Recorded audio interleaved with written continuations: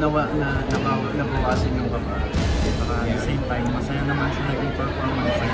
Okay naman. Tapos yung mga comments ng mga coaches, Sakali maalusot kami, sabi kasi bitin sana sa susunod, bibigay talaga.